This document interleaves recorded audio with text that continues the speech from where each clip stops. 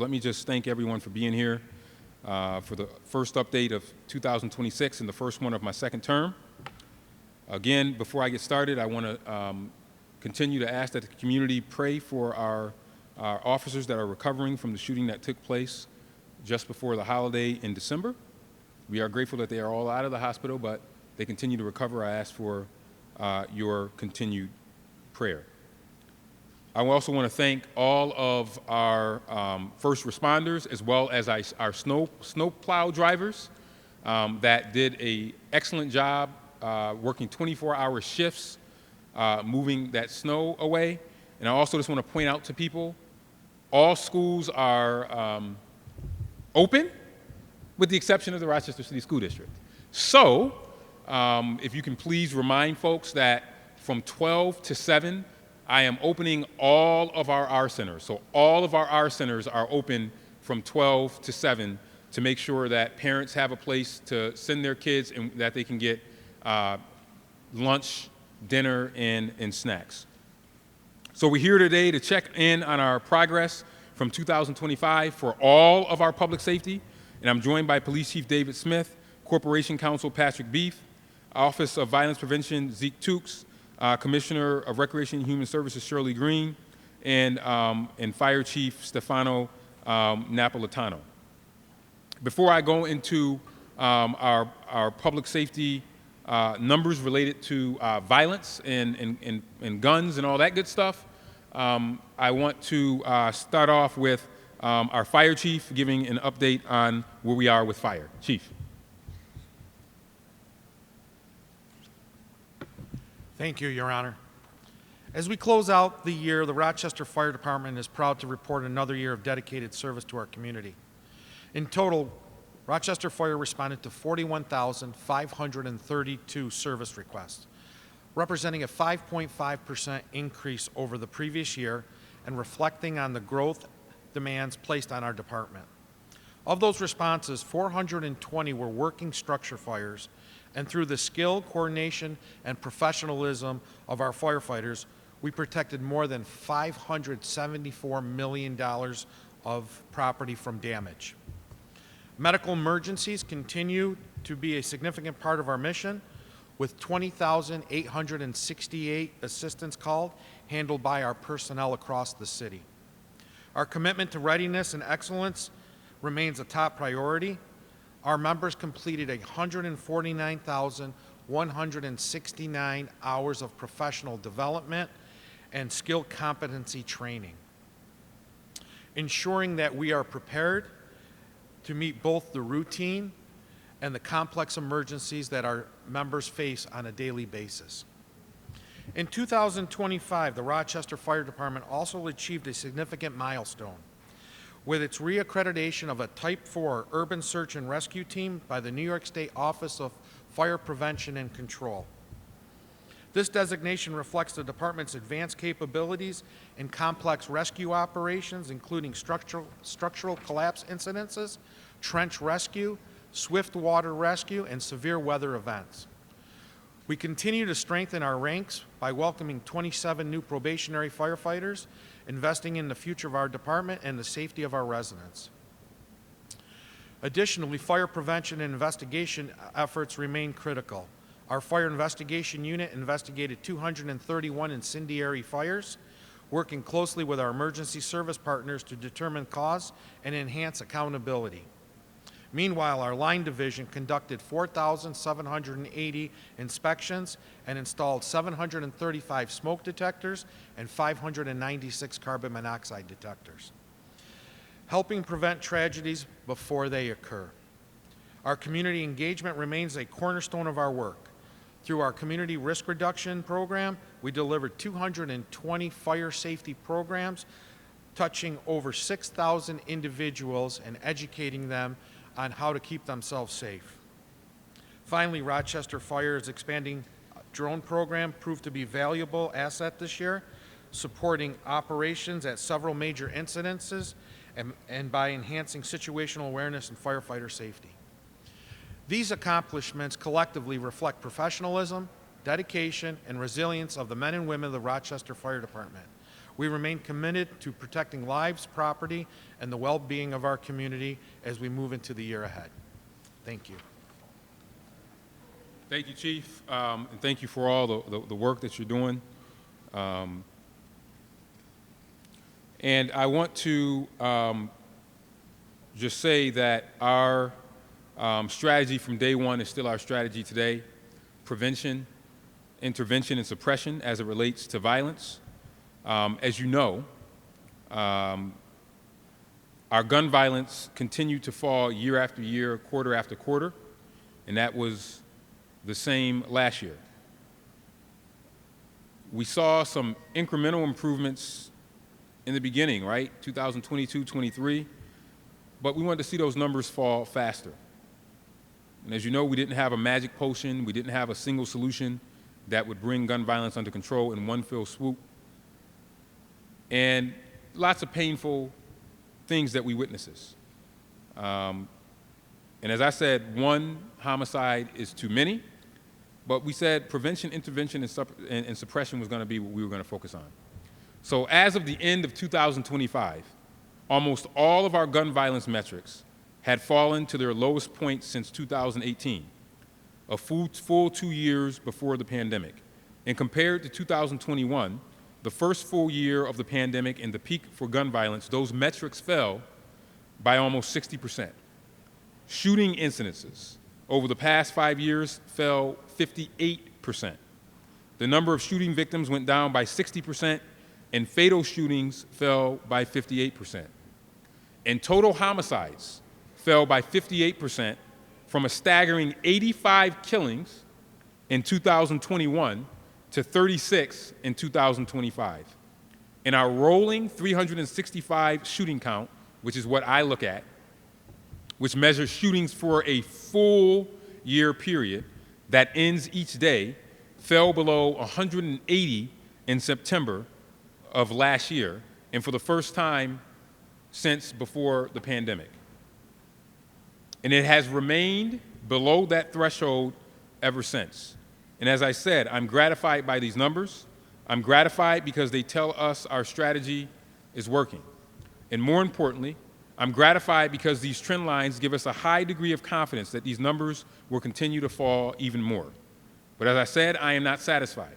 I'm not satisfied because no level of gun violence is satisfactory and will never be acceptable. Someone asked me, and you can ask me this question all you want. The Democrat and Chronicle did a story on the gun violence emergency. I think they were trying to find people that were opposed to it. It's hard to find people. And the reason why is because there is no acceptable level of gun violence. So I want to give you this answer. You might ask when we're going to stop the gun violence emergency. Here's your answer. When our numbers mirror what the numbers are in Pittsford. When the numbers mirror what they are in Pittsford, that's when we'll stop the gun violence emergency. So I ask you, what level of gun violence is acceptable to you? Is there an acceptable level in Rochester or an urban environment because it's an urban environment and it's Rochester? My answer to you is there is no acceptable level.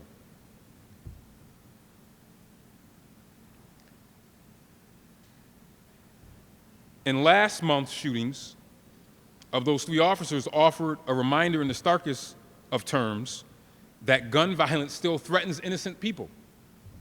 It was the starkest reminder that too many people only know how to settle disputes with violence, and too many of those disputes take place among domestic partners. And the presence of illegal guns on the street turns too many of those violent disputes into catastrophic, irreversible results. Now, before I turn this over to the members of our senior management team, I'd be remiss to remind everyone that public safety isn't limited to violent crime and gun violence. We held 2 news conferences last week that underscore that fact.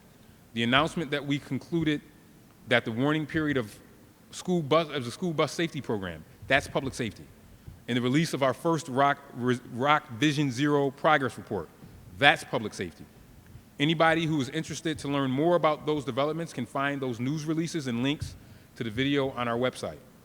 This weekend snowstorm also provides a reminder that our frontline workers And those working against the snow, our plow drivers, also play a critical role in public safety, and I'm grateful for those work as well. Now I'm going to turn it over to members of my senior management team to talk more about the work that we have ahead this year, as well as the numbers of where we ended last year. And I'm going to start with Chief Smith. Chief Smith. Thank you, Mayor. 2025 was a very busy but also difficult year for the RPD. As the Mayor mentioned, thankfully, all three of our officers who were shot in December are out of the hospital and continue to improve. But those three officers were three out of more than 180 officers injured on the job in 2025. I'm also happy to report that violent crime continues to drop. As the Mayor mentioned, homicides dropped for the fourth year in a row. They dropped to 36 last year compared to 85 in 2021 and 47 last year. 23 of these homicides were firearm related, which is a 47% drop from our 5-year average. Already at a 72% closure rate for 2025, we have several more additional arrests pending for homicides. As far as non-fatal shootings, our number of shooting victims dropped in 2025 to 162 from our high of 419 in 2021. And for comparison, we had 206 in 2024. Our non-fatal shooting unit, again, which is a unit that we piloted as part of our GIVE project with New York State, continues to thrive with a closure rate of approximately 50% in 2025. And again, I remind you, nationwide, the solvability rate for non-fatal shootings is usually in the area of 10 to 14%. Our non-fatal shooting unit solvability rate does continue to increase. Again, in 2024, it was 40%, and the year before that, it was 30%. We continue to have success in our targeted areas that we work. For example, the Scioto and Weld Street area. Over the last several years, Clinton section coordinated what we call a case of place response due to repeated acts of gunfire and neighborhood complaints. There were 5 people shot there in 2022 and 6 in 2023. A case of place response doesn't just look at offenders in a specific area, but also looks at the area itself. We try to do analysis of locations, lighting, environmental design, and other factors that drive the violence. This case of place investigation was a collaborative effort with our other partners in the community, such as the Lewis Street YMCA, the New Bethel CME Church, Delta Sonic Car Wash, and other neighbors and partners in that area. The success of this case of place response and the collaborative work so far has led to no one having been shot in the Scioto Weld area in 2024 or 2025. Last year, actually beginning in 2024, but we completed rolling out the program in 2025, was our Leave Behind Naloxone program. At the end of 2024, we began the program by distributing naloxone or Narcan kits to high-risk individuals. In 2025, I'm happy to say we distributed over 1,600 kits in our community. We also continue our gun-involved violence elimination program with New York State. As part of that is our Cobra Patrol initiative, which again is our patrols on targeted street segments. And I remind you, the data shows us that citywide, if you look at the city, we've divided the city into approximately 10,000 street segments. We were then able to say that 100% of our gunfire occurs in only about 16 of those segments, 16% of those segments. So using our evidence-based policing strategy, we conduct proactive patrols in that 16%. This includes a heavy emphasis on simply getting out of the car and walking.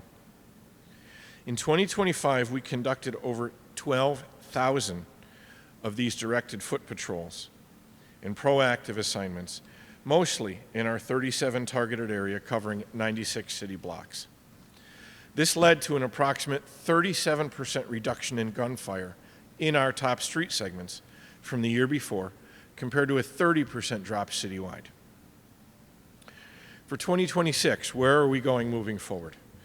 We're going to continue our emphasis on our non-fatal shooting program. Our closure rates are still increasing. We are working diligently to increase them even more.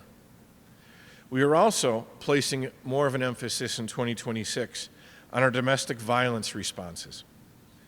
In 2025, we had the following. We had 4 domestic-related homicides. We had 14 officers injured during domestic incidents, including 3 shot and 1 seriously injured after his police car was intentionally rammed by the suspect. We completed over 5,536 domestic incidents reports in 2025. 3,372 of those were for domestic-related criminal offenses. So in mid-2025, we introduced and began the STRIVE program.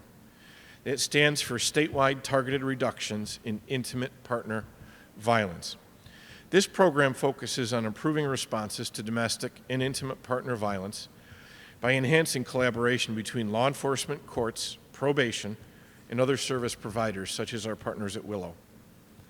The idea is to improve survivor safety, offender accountability, and coordinated community response using evidence-based strategies.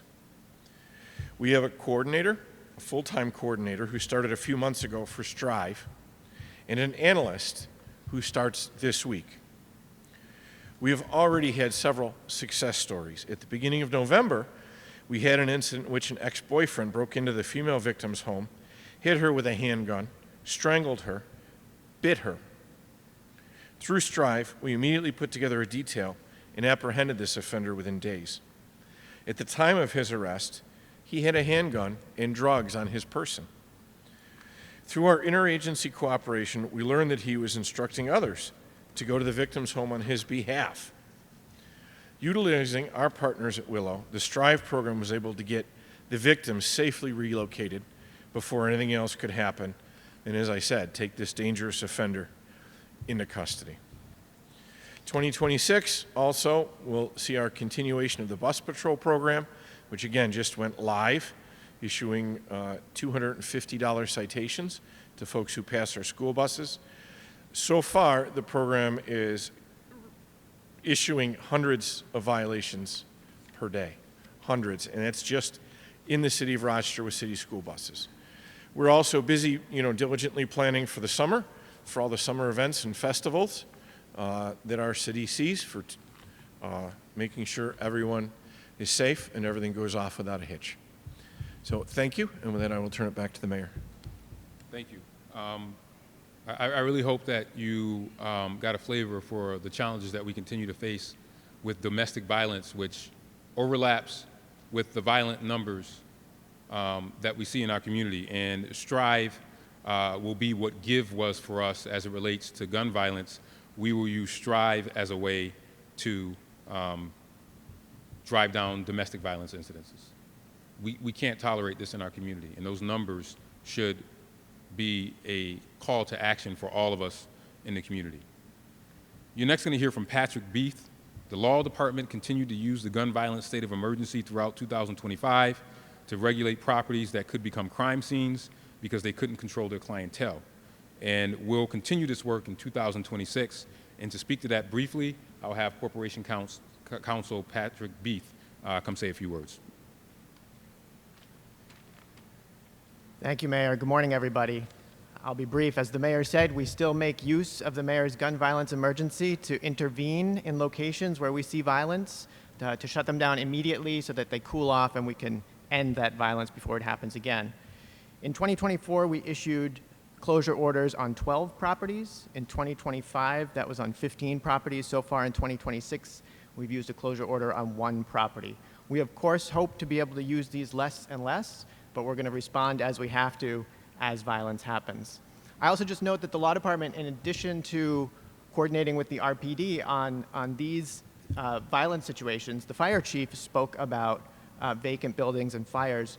We also coordinate with code enforcement to make sure that vacant buildings, if the property owners are not keeping them adequately boarded, that the city is doing the same for the protection of our communities. Thanks very much. Mayor? Thank you. Patrick. Next up, I want to bring up Zeke Tooks, who will talk about the work of the Office of Violence Prevention. They've got some exciting initiatives coming up this year, and especially when it comes to helping young people who've been caught up in the criminal justice system. And a lot of these numbers that you see are because of our work with young people. You can go back and look at the number of young people involved in violence in 2022, and the subsequent years, it continued to drop because we have a focus on our young people, and particularly a focus on making sure that they are involved in meaningful activities. So with that, I'll turn it over to Zeke. Zeke? Thank you, Mayor. This year, the Office of Violence Prevention will continue to build on the progress we've made over the years. That means being in the schools, being in the neighborhoods, and showing up during and after moments of crisis. It also means staying connected to the people, listening, and making sure that our work and our programs reflect what the community needs. I want to speak briefly today about our programs and what that looks like. Pathways to Peace will continue to be the cornerstone of that effort through street outreach, school support. We are in 9 schools. Through school support, follow-up services, they meet people where they are and they help stabilize situations way before they become bigger. Their presence matters, their consistency matters, and you can see that impact when you come in contact with a young person who feels supported, respected, and they feel not forgotten based on those efforts of Pathways to Peace. Advanced Peace, one of our other programs in the Office of Violence Prevention, this program is moving strong. We're closing out on our cohort 3, and we're working with our cohort 4. Again, this program is an 18-month program.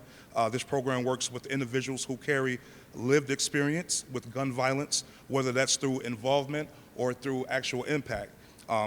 This work is about growth, accountability, and real opportunity.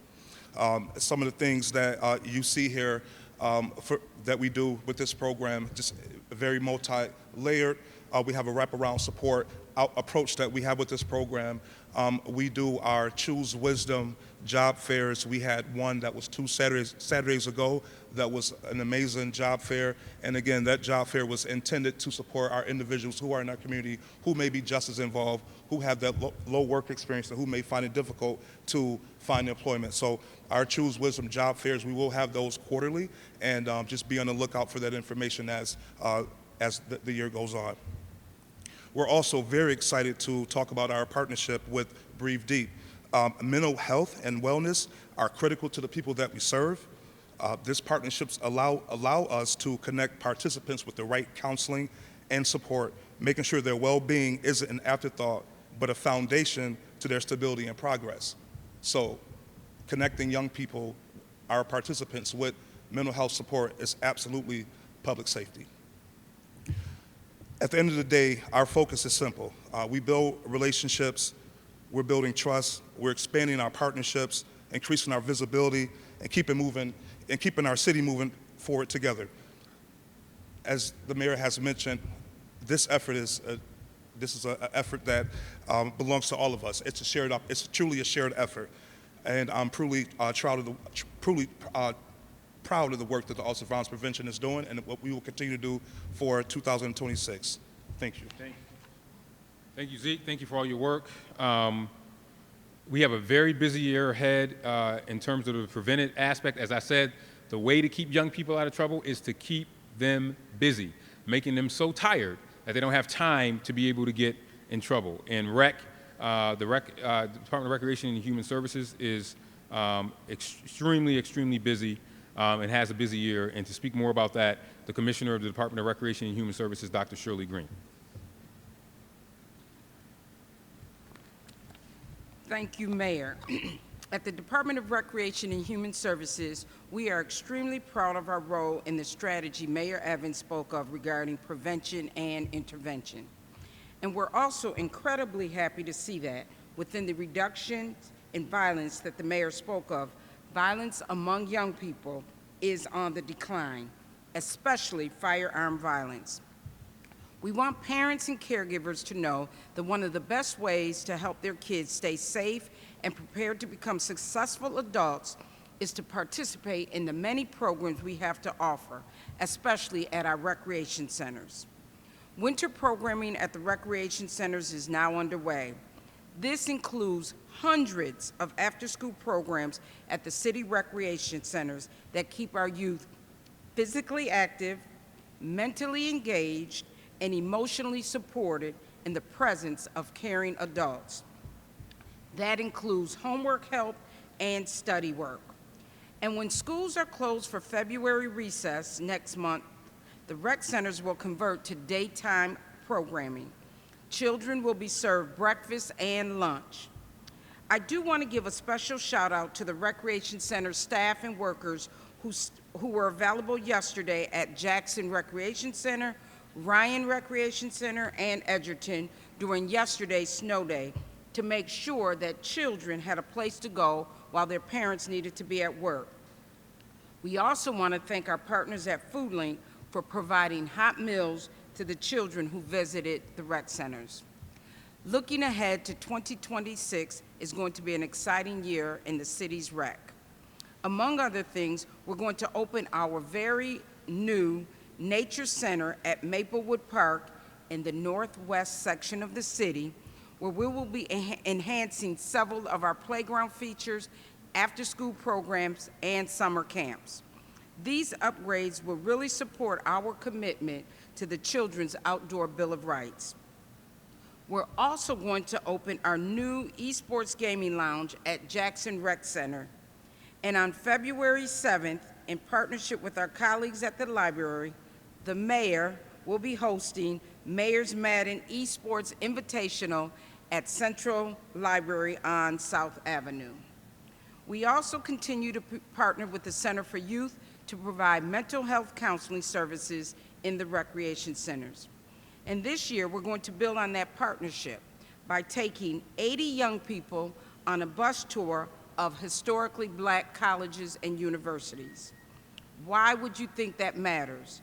Well, exposing our young people to new environments outside of their neighborhoods and the city and giving them reasons to get excited about their future is a great experience for them. Hope and opportunity.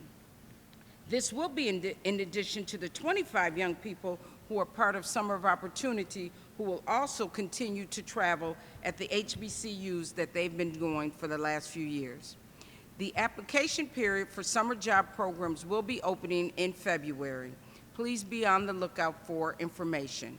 We have Biz Kids programs, for instance, and in February, we'll accept applications again for our Biz Kids, which is an entrepreneurial program. So we want the parents in our community to know DRIVES is in your corner.